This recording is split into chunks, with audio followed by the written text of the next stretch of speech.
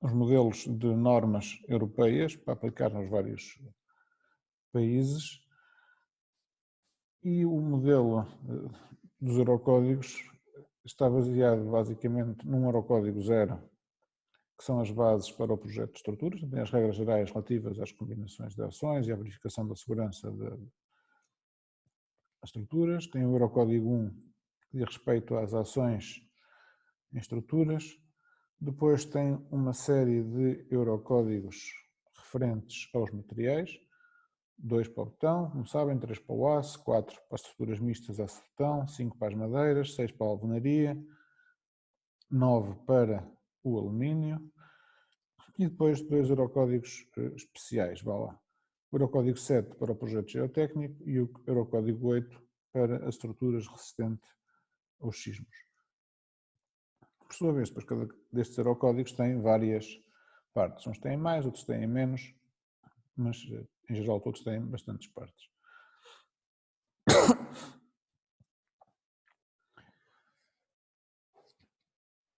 Uma coisa importante dos eurocódigos, e é o que permite também a sua grande difusão na Europa, é que há determinados valores que podem ser especificados pelos Estados-membros. Portanto, o eurocódigo recomenda um determinado valor para um parâmetro e depois os Estados-membros podem modificar esse valor. O que se tem verificado é que a maior parte dos Estados-membros usa o valor padrão e, portanto, prevê-se que nas várias, aliás, na próxima geração de eurocódigos, que deve sair agora para o ano, a partir de mais ou menos dessa altura, o número de parâmetros que podem ser especificados pelos países já vem substancialmente reduzido, pelo menos em princípio. Obviamente que há certo tipo de dados que terão sempre que ser especificados legalmente. Por exemplo, estamos a falar das ações, a ação da neve é muito diferente a ação da neve na Noruega ou aqui em Portugal, e portanto, obviamente que esse tipo de dados é sempre local, terá sempre que se ter parâmetros locais, assim como a ação do vento, a ação dos sismos, esse tipo de ações que está relacionado com a localização geográfica, obviamente que terá sempre que ter um mapeamento associado a cada um dos países. O Eurocódigo 0, ou seja, a EN 1990, tem as regras gerais da verificação da segurança. Como sabem, a verificação da segurança é, em geral, feita em relação a estados limites e, em geral, esses estados limites podem ser estados limites últimos ou estados limites de utilização. Depois, a norma EN 1991, ou seja, o Eurocódigo 1, define os vários tipos de ações, tem um conjunto grande de partes. A parte 1 divide-se depois em várias partes, conforme os tipos de ações.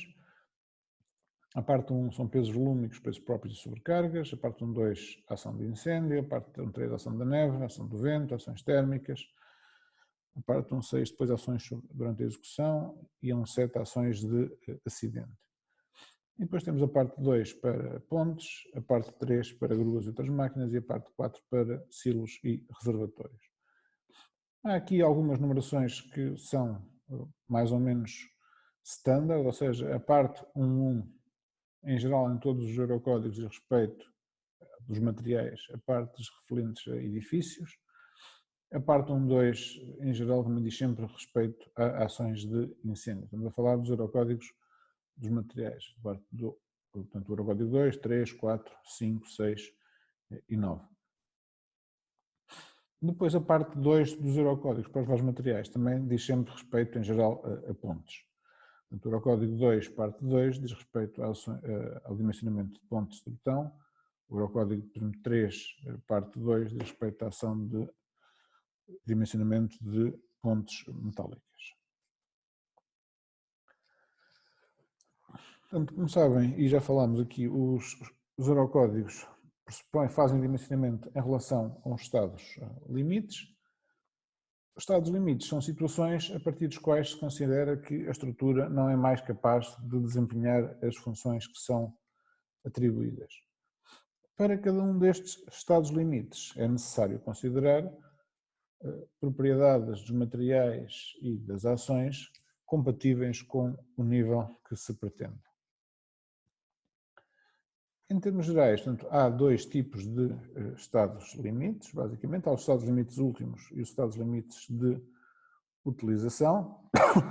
As siglas usuais são estas que vocês veem aqui. Em geral, para os estados limites últimos, o LS, da terminologia em inglês, e para os estados limites de utilização, o SLS. Também a utilização das siglas em inglês tem a ver porque em português, quer últimos, quer utilização, começam pela letra U e, portanto, tornava difícil a distinção só pela sigla inicial dos estados limites últimos e de utilização. E, portanto, genericamente eu uso sempre a terminologia em inglês, ou seja, o LS e o SLS. Os estados limites últimos, portanto, dizem respeito à segurança das pessoas e à segurança da estrutura, e, portanto, implicam em geral a ruptura e a ruína da estrutura, e os estados limites de utilização, em geral, não implicam que a estrutura colapse, mas apenas que deixe de desempenhar cabalmente as funções para que está atribuída, ou que deixe de funcionar como deveria. Portanto, está ligado a condições muito mais ou muito menos severas do que os estados limites últimos. E, portanto, quando falamos dos estados limites últimos ou estados limites de utilização, como já fomos vendo até aqui, também estamos a falar de dois conjuntos de propriedades dos materiais que são quase que distintos, porque como estamos a falar nos estados limites últimos de ruptura, nós consideramos as ações muito elevadas e as propriedades dos materiais muito reduzidas. Quando estamos a falar de estados limites de utilização, e aí estamos a falar de estados limites de situações que podem ocorrer de facto nas estruturas, então estamos a falar de propriedades e de ações muito mais reais, valores que têm uma probabilidade de ocorrência muito superiores, quer para as ações, quer para os materiais. Em qualquer caso, nenhum destes estados limites deverá ser excedido.